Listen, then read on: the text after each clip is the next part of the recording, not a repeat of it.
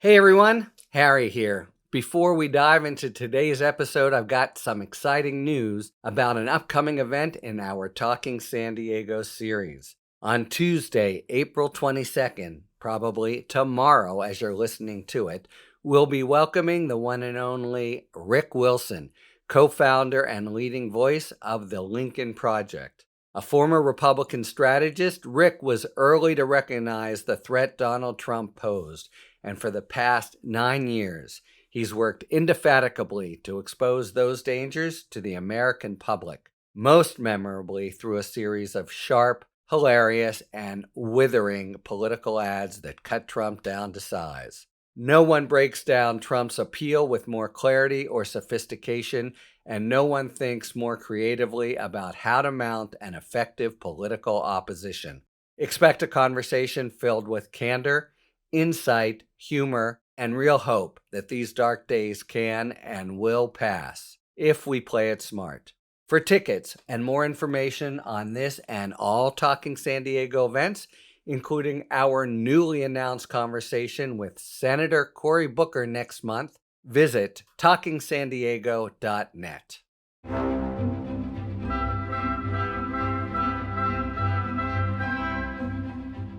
Welcome to Talking Feds, a roundtable that brings together prominent former federal officials and special guests for dynamic discussion of the most important political and legal topics of the day. I'm Harry Littman. Donald Trump's assault on important civil institutions, as well as on the Constitution's bedrock principle of separation of powers, approached a crescendo this week.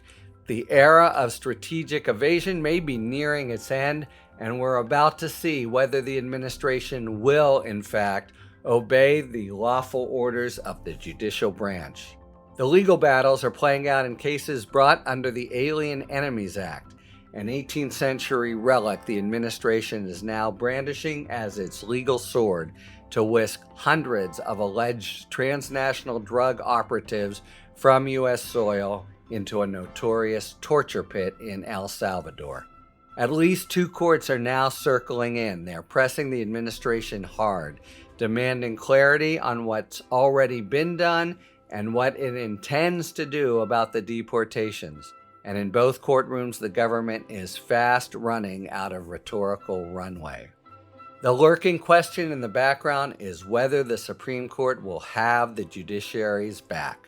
Its recent moves suggest that it will, and a late-breaking opinion Friday, actually Saturday morning after we taped, was the strongest indication yet that the court grasps the gravity of the moment and appears ready to defend the federal judiciary's essential authority.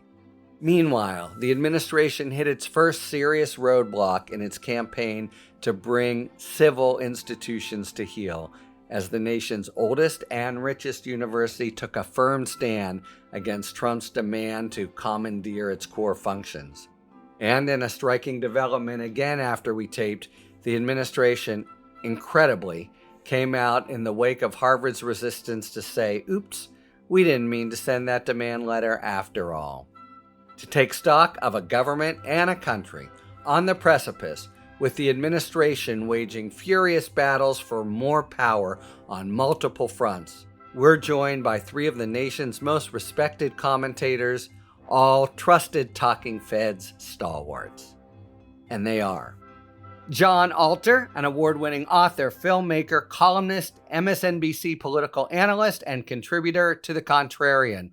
His Substack is titled Old Goats Ruminating with Friends. His most recent book, I've lost count of how many, but the most recent is American Reckoning, Inside Trump's Trial, and my own. Jon, as always, welcome. Thanks, Harry. Susan Glasser, a staff writer at The New Yorker, where she writes the weekly column on life in Washington and is a host of the Political Scene podcast. She previously served as editor of several Washington-based publications, and she's the author of several books, including The Divider with Peter Baker, which we covered in a Talking Books episode. Hi, Susan. Thanks for joining. Great to be with you. And Katie Phang, the host of The Katie Phang Show, which airs Saturdays at 12 p.m. Eastern on MSNBC. She's a founding contributor of The Contrarian, a legal contributor for NBC News, a legal correspondent, of course, for MSNBC, and she previously worked for the state attorney's office in Miami-Dade County and the Broward County State Attorney's Office. Welcome back, Katie Phang. It's always good to be here. Thanks, Harry.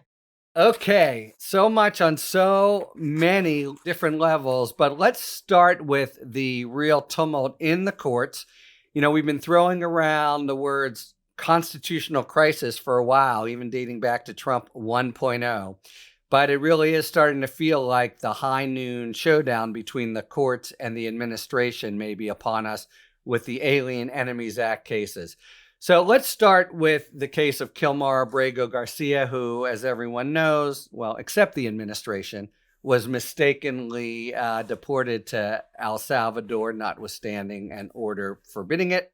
Just yesterday, we tape on Friday, the Court of Appeals denied the administration's emergency motion to stop the trial court, Judge Paula Zinnes, from probing exactly what the administration has done, or more to the point, what it hasn't done. But the opinion was really notable, I thought. It's written by a stalwart conservative icon of the bench, J. Harvey Wilkinson, and it really made it clear this is not just a workaday issue. What sort of impressions did Wilkinson's opinion leave you with, anyone? I mean, I was just hugely impressed by it and by the integrity of it. So, I'm old enough that I actually covered the Reagan administration. And I remember when he went on the bench, and he was the symbol of everything liberals despised. Utterly conservative. Another judge like that was Mike Ludwig, who almost went on the Supreme Court. Harvey Wilkinson almost went on the Supreme Court. These were Antonin Scalia Republican judges. And it's just a measure of the challenge to our constitutional order, which I, in some ways, prefer to constitutional crisis, because constitutional crisis suggests that this is a temporary condition. Most crises unfold in a relatively short period of time.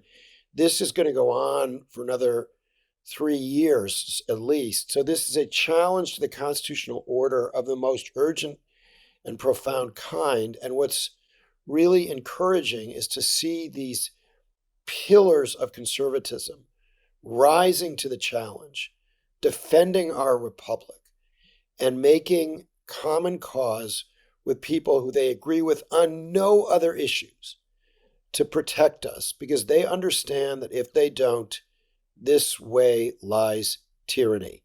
That's what that opinion, that fine opinion, brilliantly argued, represents to me.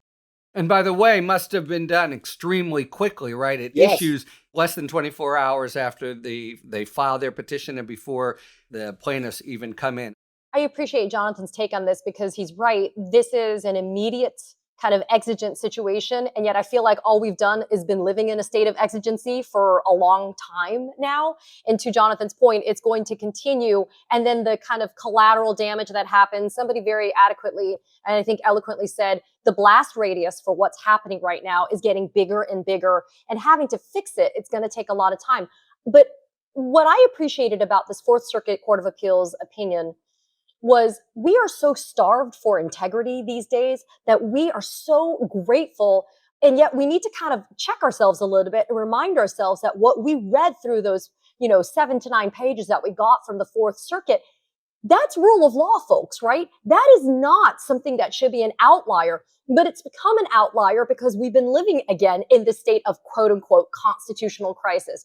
And so that's why when I see something that's not only well written, well thought out, and well kind of laid out, the one thing that I think that everybody really appreciated about it was not only was it the right thing to do, but it was written in a way that the average person could understand it. These are the gifts that are given, I think, by good, conscientious judges to understand that it's not just people that are lawyers or people that are high information readers.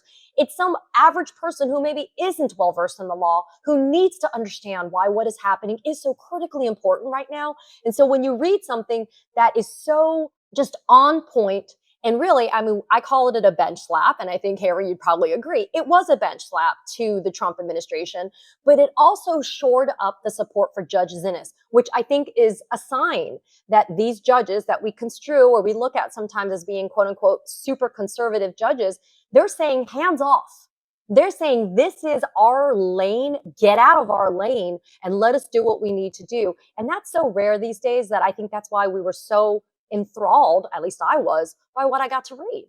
Yeah, I mean, I agree with all of the above. I also noticed and thought it was, the shout out explicitly not only endorsing the process that, the judge has for determining what, if anything, the Justice Department is doing to bring home this man. And the answer, of course, is nothing. And so that's the only other point I want to make, not to throw a damper on it, because it was inspiring in a moment when people needed to hear a conservative judge lay out in such a crisp, I think, and incisive way. But I don't have the optimism, perhaps, that Katie does, that this is penetrating beyond the small circle of, highly engaged news consumers and people following this. Unfortunately, I think that there's a reason that the administration, the ink wasn't dry on this before they were not only flouting it, but, look at what the official White House account is doing today.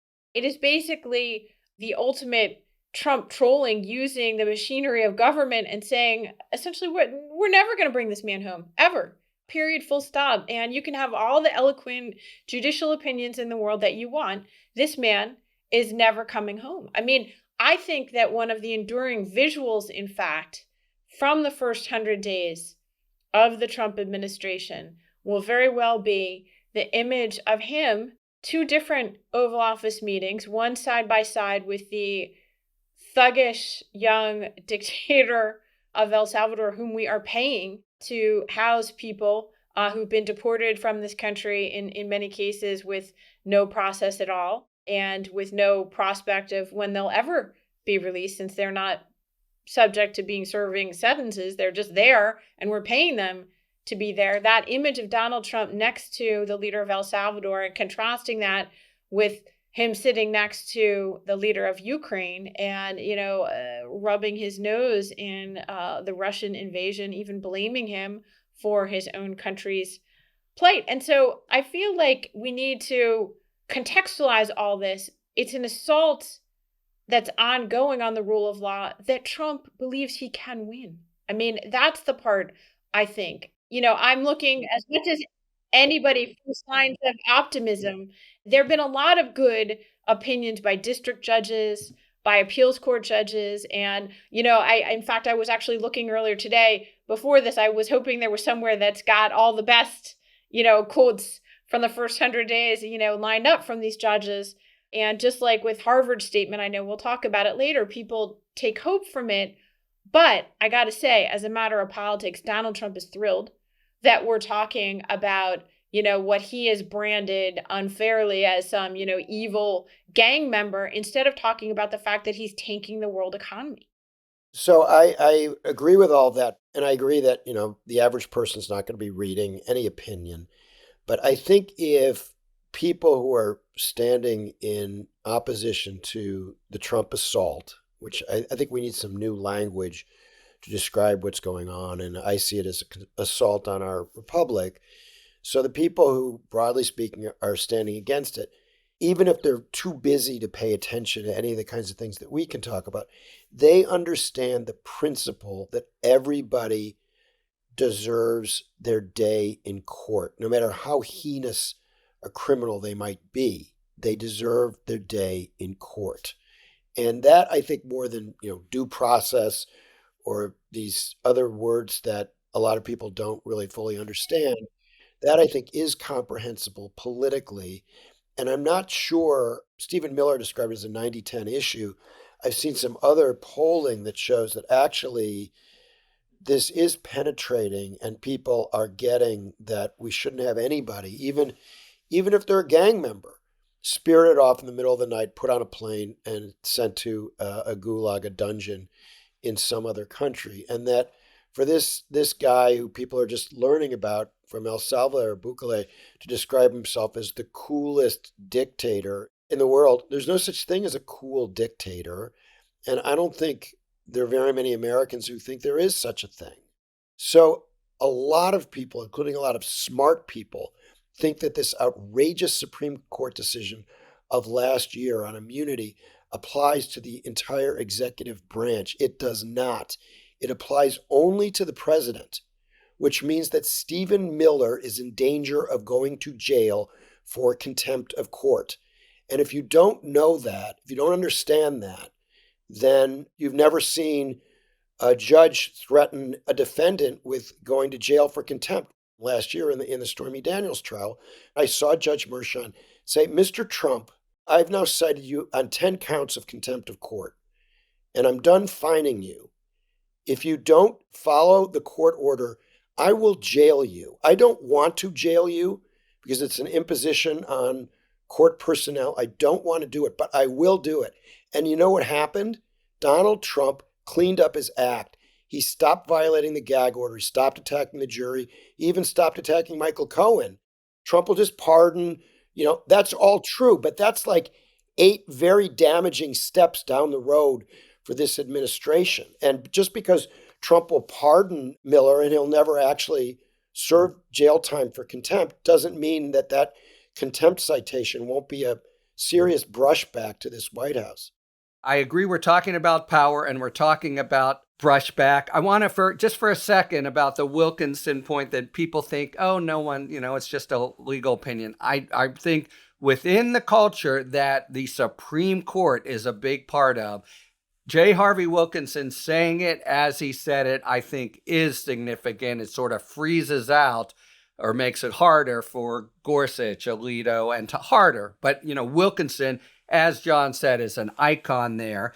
I do think, maybe no one will read it, but to my mind, we don't know yet if it's kind of an epitaph or it really will be a note of triumph. I think he meant it, and I think it was sonorous enough that it might be read, look, this is not something you write in an opinion that judges are going to review. The Trump administration should be shocking not only to judges, but to the intuitive sense of liberty that Americans far removed from courthouses still hold dear. He was really staking a claim that this is more than conservative. It's even more than anything about foreign policy.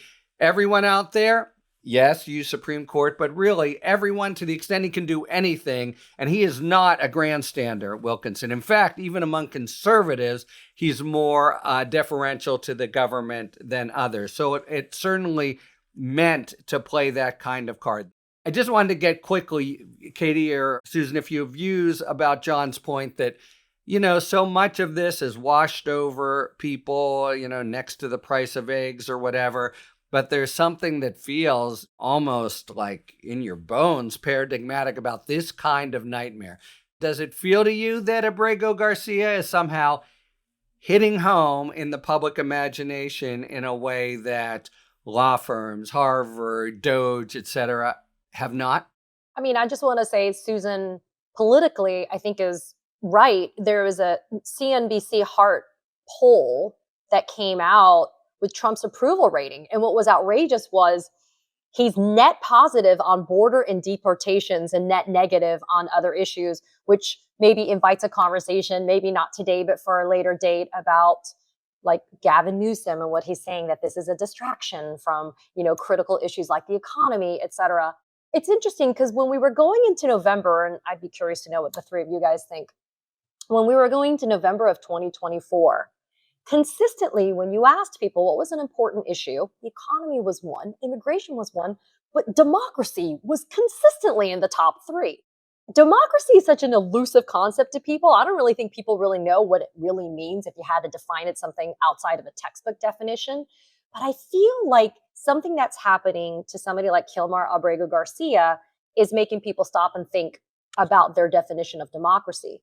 My only concern is because there's this effective digging in by the GOP by couching it in the, quote, MS-13 gang kind of construct, that it kind of gives a permission structure for Republicans, MAGA or otherwise, to say, who the hell wants a gang member in the United States? Why are you dying on this hill? How is this your Alamo? Democrats, etc. But then I also think that it galvanizes people to say, I'm not living in a dictatorship. This is exactly what we knew was going to happen in a second term with Trump. So we need to do something about it. So I think the protests we're seeing, the rallies we're seeing, they're finally happening. A lot of people were saying, like, why are they not happening yet? And yet I feel like now you have people that are feeling it more. But I think just polls I'm not a huge fan of polls at all. But when you do look at these things, of course, he's net negative on economy, tariffs, et cetera. But being net positive on deportation and border is wild to me, considering everything. But it's not. I guess that's what I'm trying to say. Like, let's be real. Okay. Donald Trump was reelected despite the most negatives in the history of the world. And there are two issues that he demagogued very effectively. You could say there are some others I would argue he used as well, but I think we can all agree that immigration is the original issue that powered Donald Trump to the presidency, not once, but twice. So does he want to talk about that? Yes, he wants to talk about that. Okay, let's be real about that. But basically, I agree. I don't have that much use for polling information on this because I think it's still embedded in this fallacy that we have, as Jonathan is pointing out correctly, not just a constitutional crisis, but a revision of the constitutional order that is occurring. It is occurring, it strikes me now, and in the period well before which there will be any other intervening election. So therefore, to talk about it purely in the construct of what's going to happen in the next midterm election is to miss the point. We are obliged to dissent. We are obliged to react. We are obliged to mobilize whatever powers exist in our society to stand against it, regardless of how the damn Democrats who lost the election fare. And I think part of the crisis, frankly, among those who oppose Donald Trump is that there is a class of professional Democratic capital D strategists who have conflated and succeeded in the minds of many Trump critics on conflating the interests of the Democratic Party with the interests of us as civil society and as a country. And if I am criticizing something that is happening, that Trump is doing that seems to me to be illegal or unconstitutional or whatever, it's not because of which party's going to win a seat in the midterm elections, and so I find it very scary, in fact, because I think that Trump and his people would love for us to just have a conversation about this tweet or that tweet as if it's going to have some impact on, a dozen swing districts next year. I don't think it's about that. So I think that's one thing. And then just the other point I wanted to make, because it feels relevant to this question, which is, I listened to you as I'm an outsider to the legal world. I'm not a lawyer. And I feel the pain here of, you're like, but this is a really big deal. Judge Wilkerson, he's such a conservative and, my God, this guy is like Scalia and he's attacking Trump. And in the broader discourse, they're like, what are you talking about? And I feel this is important. This happens in like the foreign policy world too, right? We're like, oh my God, this is unbelievable. The president of the United States can't criticize NATO, or what is he talking about? We're not going to spend 5% of our GDP on defense. And so you have these stakeholder conversations, yet the problem is that the country has lost the plot of its own democracy. Somehow too many people are not stakeholders in this anymore. And you compound that, frankly, with the observable and observed reaction of many of the powerful forces inside the legal world today. And it's hard, unfortunately, for me, I have to say, I look at what's happened to so many of America's Democratic, capital D, leaning law firms and how they have caved in. And so to Jonathan's point, yeah, sure, judges have power in our society. So do people who earn $7 million a year, who go on television and say that they're big liberals and that we should all resist, join the resistance to Donald Trump, but not me personally. And I think that is relevant to trying to understand, does an individual case like this break through or not? Or is it just something that we'll talk about for a few days and then accept like the next outrage? So I'm scared, like everybody. I don't want to be Pollyannish in any way. Like Republicans said, like Murkowski. Everyone's scared, right? Right. And I think the Republic hangs in the balance. But I think there's some data points that are encouraging that we shouldn't forget about, and we should take some hope from, not optimism, but hope. And people fail to distinguish sometimes between the two. Thank you for that. So the 9-0 decision, which in that horrid Oval Office scene where Trump didn't even know really about the decision, and Miller tells him it was totally on our side. It's completely false. That was 100% gaslighting. Do people really think that, Sonia Sotomayor, was on Trump's side on this issue? This was a 9-0 unanimous decision against the Trump administration. Then you have a judge who they greatly respect on the Supreme Court, the conservatives greatly respect, who has issued this opinion. You have another judge, Judge Boasberg, who roomed with Brett Kavanaugh at Yale Law School, whom they also greatly respect. Okay? These two judges are standing up, and I think that is a strong indication that the Supreme Court will continue to stand up, not on everything. There are going to be some terrible decisions, like I think they're going to reverse the important 1930s case and the Humphreys case. By the way, I'm not a lawyer either, but and I try not to play one on TV, but Both of you could still pass the bar at this point, though. Everybody's gone to law school, trust me. Right. I wrote a book about Roosevelt, and they're about to, reverse this important precedent and basically give the president total control over what had been independent regulatory agencies, the NLRB, the FTC, and so forth.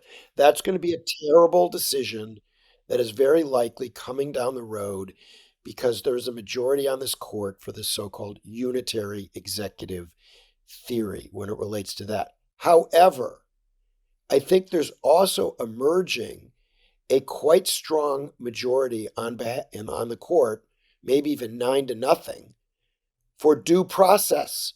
Why be a judge if there's no such thing as due process? They could go make more money doing something else. If people are going to defy court orders without being held in contempt, why be a judge? And by the way, this idea that contempt of court is so rare, it happens every day in this country. And I think people, they go, look how hard it was, how long it took to get Peter Navarro jailed for contempt. That was contempt of Congress. That was not contempt of court.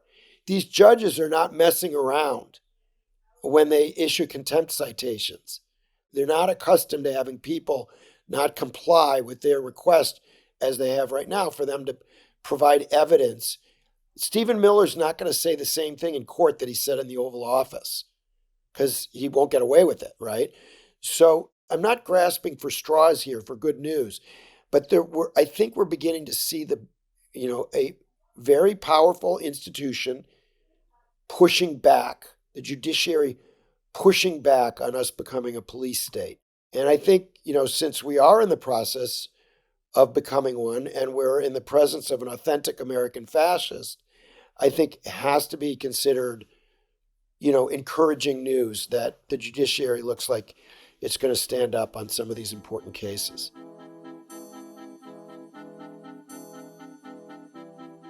It's now time to take a moment for our sidebar feature, which explains some of the issues and topics that are prominent in the news. Today's feature is about the post-conviction process, the process that allows someone who's convicted at trial to challenge their conviction or sentence after the initial trial and appeals have been exhausted. And to explain this topic, we welcome Sandra Bernhard. Sandra Bernhard's an actress, singer, and author, known most recently for her role in Season 2 of Severance, a Talking Feds favorite, as well as for her appearances in RuPaul's Drag Race, Survival of the Thickest, Percy Jackson and the Olympians, American Horror Story, Pose, and the Netflix documentary Outstanding, A Comedy Revolution. And I just want to add personally that I've had the occasion to stumble across some famous acquaintances who have done sidebars on the show, but Sandra Bernhard I consider a true and actual pal. Because when I was a young punk working on King of Comedy, where she had her breakthrough role as Masha, Sandy was generous-hearted enough about hanging out with the kids, spending time with us, letting us see her stand-up. So I can say sincerely that besides being funny as hell, she has a heart of gold. And with that, I give you Sandra Bernhard on the post-conviction process. On May 30th, 2024, Donald Trump became the first former president to be convicted of criminal charges. 34 felony counts of falsifying business records to influence the outcome of the 2016 presidential election.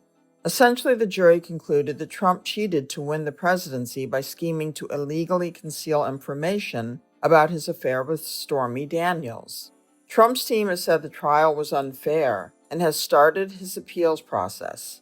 But when will that appeal happen, and what comes between conviction and servicing a sentence? Usually a defendant who's on bail will move after conviction to remain at large while appeals proceed. Judges don't have to grant motions for bail pending appeal in cases involving severe crimes and where the convict, no longer a defendant, has no strong claims on the appeal. The judge can order the defendant into custody immediately after the conviction.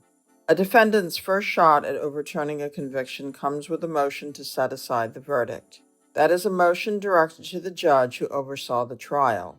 Such motions rarely succeed and are only granted if the defendant identifies newly discovered evidence that essentially proves his innocence or identifies serious misconduct by the judge or jury. The next major event for the defendant is the sentencing hearing. Before the sentencing hearing, the probation department of the court interviews the defendant and prepares a recommended sentence, taking into account the specifics of the individual and the crimes. Meanwhile, attorneys from the prosecutor's office and defense prepare their own memos advocating for a preferred sentence. At the sentencing hearing, the judge considers the facts and the parties' arguments and imposes a sentence. On January 10, 2025, Judge Merchan sentenced Trump to an unconditional discharge, meaning that while his felony conviction will stand, he will receive no sentence of prison, fines, or probation. Once the court hands down a sentence, it triggers the defendant's right to appeal. On January 29th, Trump filed a notice with the appellate division that he formally wishes to appeal. Once the notice of appeal is filed, the defendant has between 3 and 6 months to file their opening appellate brief, depending on whether he was sentenced to jail. The full briefing schedule can take another 3 to 6 months. The appellate judges themselves take several more months to review the briefs and reach and draft an opinion. That opinion would likely come in 2025 or 2026. The appellate division's decision could itself be appealed to the New York Court of Appeals, the highest court in New York. The last stop after the New York Court of Appeals would be a motion for review by the United States Supreme Court. Whether to accept the case would be up to the court, and they would do so only to address an important issue of federal law. Federal and New York law also permits what are called collateral attacks on the conviction, sometimes called habeas corpus. Rather than a direct review of the conviction, a collateral attack permits a defendant to claim that his conviction was illegal for other reasons not necessarily in the record. This can include things like newly discovered evidence, prosecutorial misconduct, or ineffective assistance of counsel. These collateral attacks include motions under New York CPI 440 and state and federal habeas corpus petitions. In recent years, the Supreme Court has narrowed the availability of collateral attacks on convictions, but they remain an important part of post-convictions process, particularly in death penalty cases. For Talking Feds, I'm Sandra Bernhard. Thank you, Sandra Bernhard. Sandy is set to star alongside Timothée Chalamet this December in the A24 feature film Marty Supreme.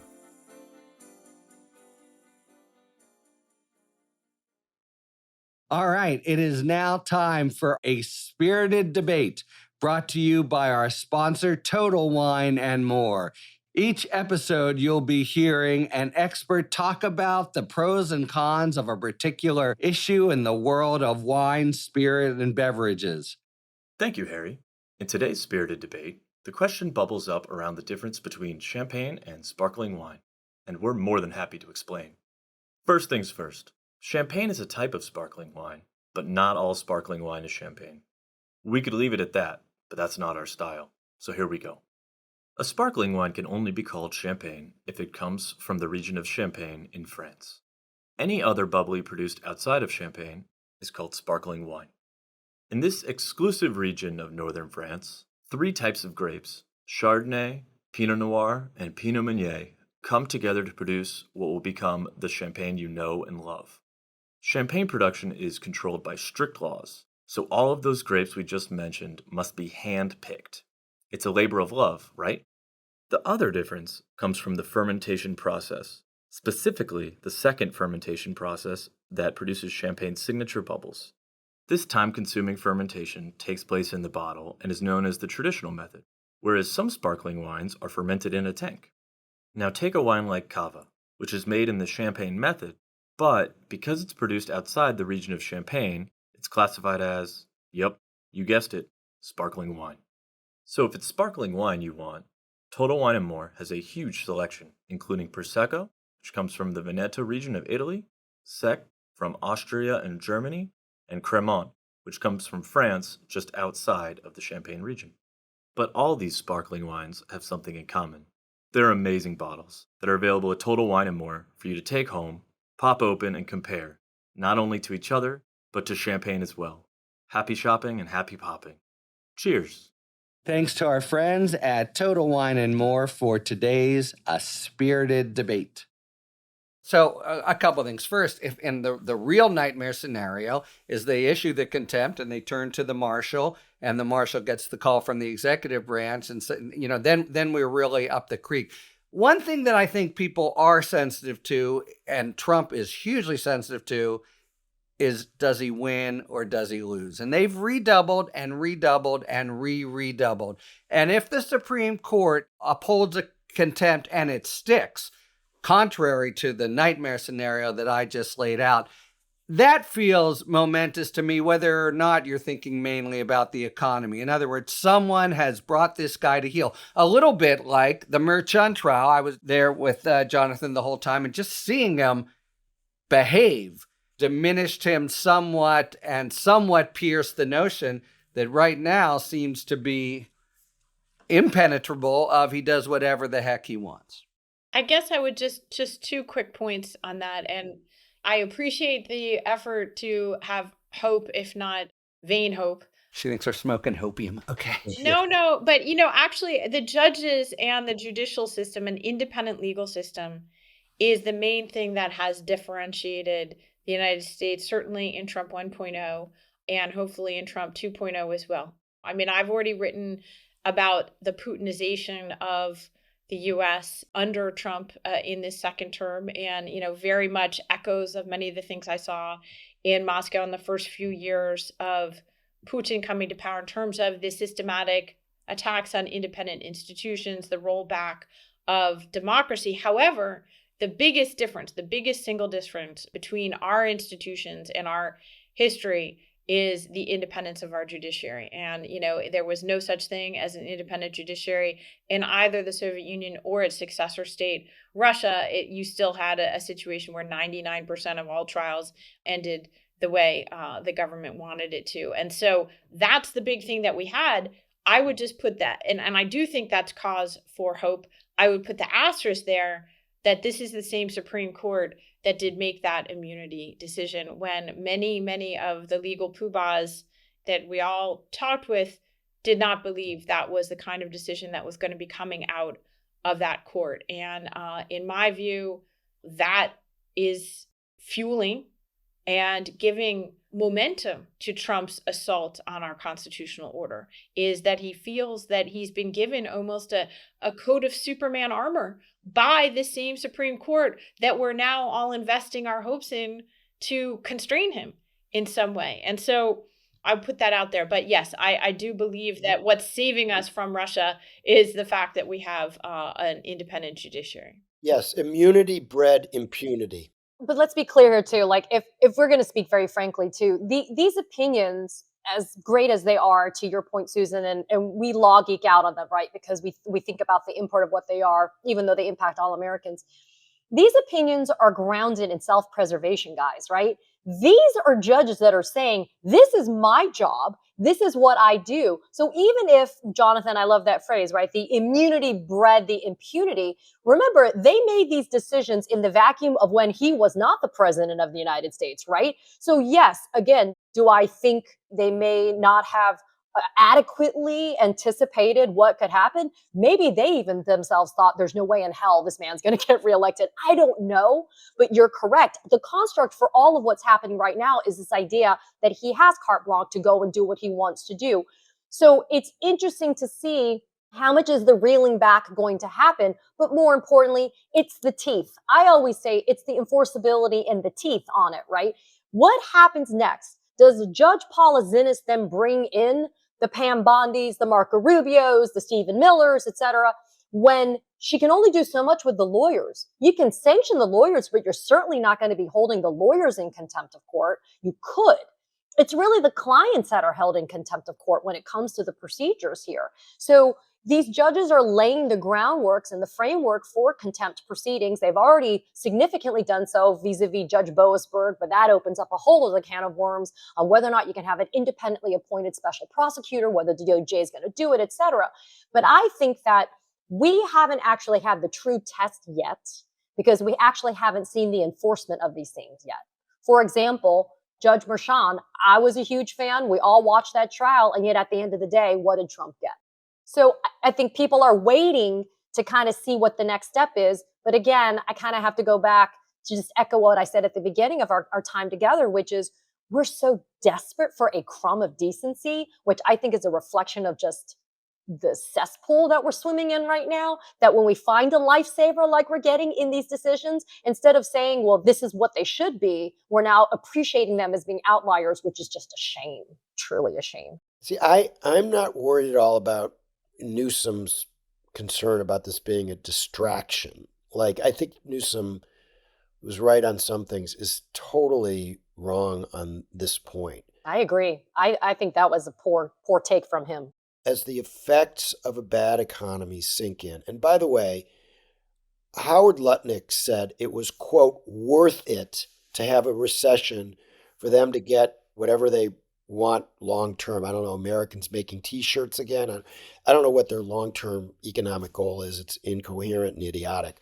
Maybe well-intentioned to restore some manufacturing, but everything about the way they're doing it is not going to get us there. But once he opened the door to say it was worth it to have a recession, I felt free to say, I think it's perfectly worth it to have a recession to save the republic. There's nothing about any of the conversation that we're having that will do anything to affect the poor economic conditions that might be coming and that will sink in to devastating political effect if they take place. So the idea that it might be like a distraction this week, 18 months before the midterms, is just irrelevant. Distraction from what? Distraction from trying to save our republic? So the more this plays out, and the more there are these questions, who can hold who in contempt, who shows up in court, and the more we cover these permutations, the more people understand that this is not about whether Abrego Garcia is a good guy. I mean, there's a report that he beat his wife. It's not about that. Right now, at the water cooler, they could be saying he beat his wife. But that's like, by 1974, they weren't talking about the details of the Watergate break-in anymore 2 years earlier. They were talking about whether there was an injury to the Constitution, meaning the people were talking about this, right? And this is what is sending Nixon's, ratings through the floor. So the Supreme Court says that Trump is acting in an unconstitutional fashion by not giving everybody their day in court, as our Constitution requires. And Trump is saying, no, I am operating in a constitutional fashion. I'm not sure Trump wins that argument. He might win an argument about MS-13, but when we get into these new stages of the way this plays out, and people start understanding, even if they're not reading the opinions, that these are Republican justices, Republican judges who are saying you can't act like a dictator. You can't violate the Constitution. Then I think that it elevates the issue of democracy with independence. You're never going to do anything about the base. People should just forget about the base. They're the Fifth Avenue crowd. They'll be with them to the bitter end. And it frustrates me when people say, well, the Trump people are never going to change their mind. We're not talking about those people. They are irrelevant to this political conversation. Well, they're a fixed element, right? They're not a variable. We're talking about the other 15% who voted for Trump reluctantly. They're not in the cult. They were worried about the economy, and they are eminently persuadable. Just a very minor point, because I think this is so important. I actually agree with everything that Jonathan said. I just wanted to add, though, that, for me, there's really a lot of resonance to keep thinking of a country where we have had people snatched off the streets before, hoods put over them, sent off with no due process to be tortured in foreign countries that were paying to do the torturing. This is the global war on terror, except that now we are the enemy and we're the enemy within. And it is my view that that is actually a kind of an umbrella explanation for a lot of what Trump is doing, and that he himself said it before the election. There was an interview in October of 2024, didn't get much attention, but Trump said, well, there's Russia, there's China, and then there's the enemy within. And of those, the enemy within is the biggest enemy. And that is the view, by the way, also of his defense secretary, Pete Hegseth, and of others in his administration. And if you look at the kind of actions that they're unleashing, they've moved very far beyond this being about just, it's not about immigration policy here. These are about defining enemies. That's the kind of treatment. So when you snatch the young woman from Tufts off the street and, send her away for the crime of writing an op-ed in the Tufts student newspaper, what does that have in common with a man who is incorrectly nabbed on the basis of evidence that they don't have and sent away to a foreign country with no due process, the case we're talking about right now? It doesn't matter because these are enemies. And it's very similar to the language of the war on terror. It's just that the war on terror is now not against shadowy Islamic militants who may or may not actually be members of Al-Qaeda that we're deporting to Gitmo or to some third country that's willing to torture them on our behalf, but we're doing it to people who are inside of our country now. Look, that's the rubric that will take us over the cliff if it happens. It's this notion of we're doing national security or foreign policy because we say so, and Supreme Court hands off. And I would have thought that more plausible than a couple weeks ago. And we have the whole Boasberg case.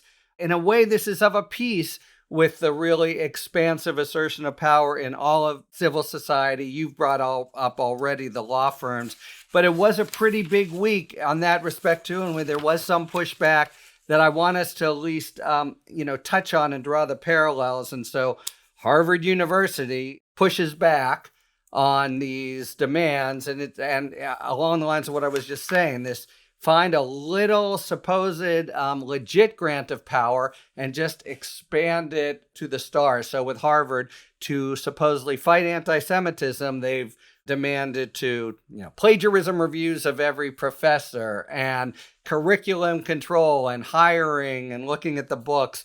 So Harvard said no. And, billions of dollars hang in the balance. It sort of felt like an offer they couldn't refuse. Columbia didn't refuse, but Harvard refused. How big is that, both within the university community, but I'm saying, more generally, because he's rolled institutions again and again in different areas. Is it like a pretty big development that kind of stops him in his tracks, would you say? I think it's big. And I say that not just because I'm a Harvard graduate who's been very critical of Harvard in recent years, but I think it's a big deal because to me, it signals that American elites and that these very important institutions of higher education, as flawed as they are moving past the appeasement stage, because appeasement didn't work. It didn't work any better than it worked for Neville Chamberlain at Munich. And I think everybody now understands. I think they understand it in the legal world as well, because Trump has now gone back and he said to these law firms that, Remember he was bragging. They said, "Sir," whenever he says "sir," he's telling them, Well, there's never an end. Like Columbia, he always comes back. "Sir, where do I sign, sir?" From the law firms, right? So Paul Weiss, these other firms signed. They appeased him when they had done nothing wrong. The Columbia case is a little bit more confusing because they failed to implement the efforts to combat anti Semitism, the common sense efforts to address anti Semitism that a committee recommended. They failed to implement them. And that's what Trump demanded of them. No, he demanded much more. He wanted, and when he came back, he wants to put him in receivership, basically, right? Later, when he came back, but that's the point about appeasement, is it always ends with accelerated demands, as Susan has covered these regimes.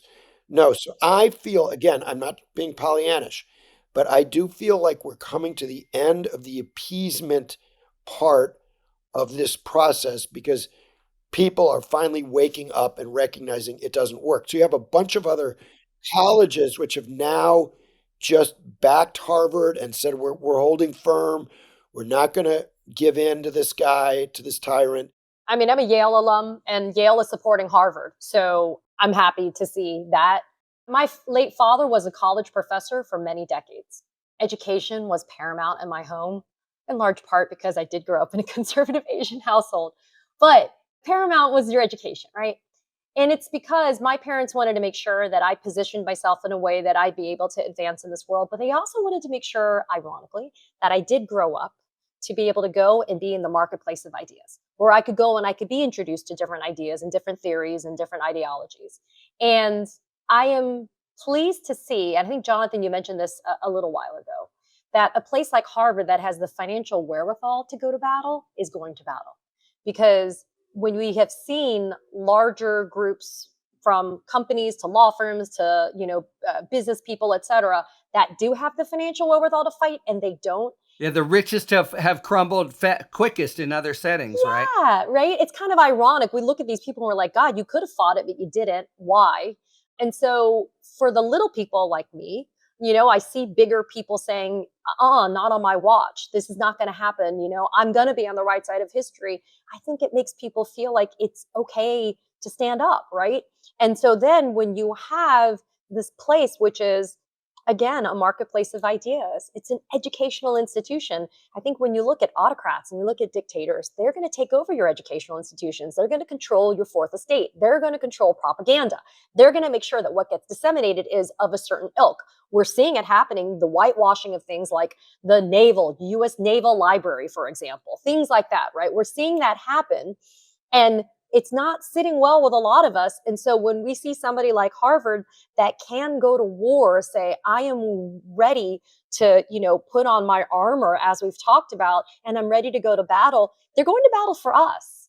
And I think that that is an important message that's being sent. And so I am grateful that Harvard, Yale, Princeton, and others are saying, we can't do this. We cannot destroy the fabric of an institution like an educational university or a college and say that it's okay to happen, because the rebuild is never going to happen. I think, speaking as another Harvard alum on this very, I suppose, undiverse call, my phone was lighting up with all of my friends' text group. People were just cheering a moment of like, finally. And you have to say that Harvard and other elite academic institutions in this country, they have come under a lot of very justifiable, in my opinion, criticism in recent years, across the political spectrum, by the way. And there was a sense that finally Harvard has, gotten on the right side of a news cycle. People were cheering, millions of dollars in fundraising flowing back into Harvard that people have been withholding, both liberal people, by the way, and then the right wingers, many of the tech bros who then went and supported Donald Trump are also, Harvard alum. I feel like there is a sense that this is a fight that they walked into with their eyes wide open. So I think Jonathan's right. Like, in a way, this period of appeasement, I'm kind of glad that it didn't happen at the very front end of Trump, because I don't know if they would have stood up in such a full-throated, loud way. I think they have the buy-in. I think they probably understand. I know there were emergency meetings of the corporation and the board of overseers as they made this decision. So it was not entered into lightly. I think that's important because it's a real fight. People are thinking back to the history of another time when you had this kind of demagogic attack on academic institutions. That was McCarthyism. And actually, Harvard was one of McCarthy's favorite targets. Harvard had a very mixed record. On the one hand, Harvard's president at the time, Nathan Pusey, was celebrated because McCarthy attacked him and because he refused to fire professors targeted by McCarthy. At the same time, they accommodated an awful lot without the kind of due process that we would, expect in terms of living in that era. It's not a textbook template for how to stand up to an assault like this on academic integrity. And of course, McCarthy wasn't the president of the United States. And the weapons being brought to bear on Harvard right now are breathtaking. There's an expectation in Washington, as we're having this conversation on Friday, that next week we're bracing for a broader assault on other NGOs, nonprofit organizations, all of those places here, from think tanks like Brookings to other universities, are anticipating assaults on their tax-exempt status. They are anticipating contracts being canceled, all those things. This, to me, is very reminiscent of what you might call the authoritarian template. I remember foreign entities like the Carnegie Endowment being thrown out of Moscow because they were branded as foreign agents. I won't be surprised when that is one of the twists in all of this. People need to hold hands against a bully. And, the question is, when they do that, yes, they can succeed in driving him off the playground, but we've never had to do it against a president with this much power. Yeah. Chris Eisgruber, good article in The Atlantic. President Princeton says this is the worst since the Red Scare. I hear a general consensus that you think Harvard's stance kind of helped stiffen the spine in other areas. I think that in the same way the worm has turned in academia, I think it is beginning to turn among law firms, and their spines are stiffening. And one of the reasons why I think people didn't anticipate. So like Brad Karp the managing partner at Paul Weiss, he was worried that, their practice would evaporate because the private equity clients would flee out of fear, and then the whole firm would collapse. And there is a history of firms collapsing pretty quickly. So it wasn't like that was a completely crazy idea. But what he didn't anticipate would be that he's going to only get second-rate or third-rate associates at his law firm, both in the summer and hired as associates. And this is a law firm like several of the others, Skadden Arps and others that have bent the knee. They thought they could both bend the knee and still get the law review lawyers, and they can't. There are very few Trumpy law review editors in this country. So the chances of getting the creme of the crop, it's just not going to happen for them. I mean, they'll get them again in a few years when all this is passed. But for right now, maybe. I think people might remember. They might remember. It might be a permanent injury to these craven law firms, and it might be a permanent stain on their reputation. That could very well happen. But I think they didn't even anticipate that there would be this downside. But I've talked to some law professor friends of mine, and their students are coming to them saying, some of them have offers from these big firms and want to not go after they've already agreed, break their contract. And the ones who are looking for where to go, there's no way they're going to those firms. Okay, so look, a real possibility. There's nothing like seeing a bully punched in the nose. It's possible, but I do think it's really right of us thematically, but right of the country institutionally to be at, just as Susan says, locking arms. Okay, we're out of time, and there's so much more to talk about. We do have just our Talking 5 question left. I guess I better at this point cop to being a Harvard alum also. I'm outnumbered. Sorry, Katie, but because the question is, now we're going to tax status. Tell us all your foreign students if Harvard continues to hang tough, what's the next demand from Donald Trump to Harvard University? 5 words or fewer, anyone. Give honorary degree to Don Jr. Oh, to Don Jr. To Junior or to Don Jr. Don Jr. Donald Trump is already a graduate of the Ivy Right. League. I mean, his uncle was a professor at MIT. Did you know that? Exactly. And very highly regarded. Okay. Rename Memorial Hall for me. That's good. Excellent. I got it. Endowed chair in fast food. And I'm going with change crimson to orange. Thank you so much to Jon, Susan, and Katie. And thank you very much, listeners, for tuning in to Talking Feds. If you like what you've heard, please tell a friend to subscribe to us on Apple Podcasts or wherever they get their podcasts. And please take a moment to rate and review this show. You can also subscribe to us on YouTube, where we are posting full episodes, talking books, and bonus video content.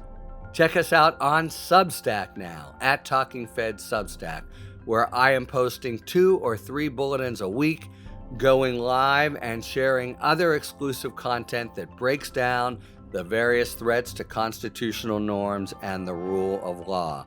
You can follow us on Twitter at Talking Feds Pod. Talking Feds remains a completely independent production, so it's your support and nothing else that funds all of our franchises. We just couldn't do it without you. And as you may know, Talking Feds has now joined forces with The Contrarian. I'm a founding contributor to this new media venture, which is committed to reviving the diversity of opinion that feels increasingly rare in today's news landscape, where legacy media seems to be tacking toward Trump for business reasons rather than editorial ones. Rest assured, we are still the same scrappy independent podcast you've come to know and trust, but now linked up with an ambitious and vital project designed for this pivotal moment in our nation's legal and political discourses. Find out more at contrarian.substack.com. Thanks for tuning in, and don't worry, as long as you need answers, the Feds will keep talking. Talking Feds is produced by Catherine Devine. Our associate producer is Becca Havian. Sound engineering by Matt McCardle. Rosie Dawn Griffin, David Lieberman, Hamza Mahadrenathan, Emma Maynard, and Hallie Necker are our contributing writers, and production assistance by Akshaj Turbailu and Sebastian Navarro. Thanks very much to Sandra Bernhard for explaining the post-conviction process. Our music, as ever, is by the amazing Philip Glass. Talking Feds is a production of Delito LLC. I'm Harry Littman. Talk to you later.